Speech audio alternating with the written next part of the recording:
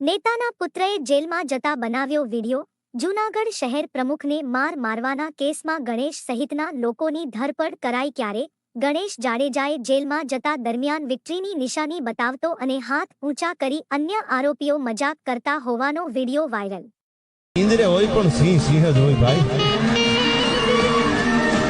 ફણતો નાર છે પણ તારું ચિત્ત ખોમાં ચડ્યું નહીં. દુનિયા કદાચ એમ માને પિંજરામાં છે, પણ દાલા મથાની ધણક કાપી જાય.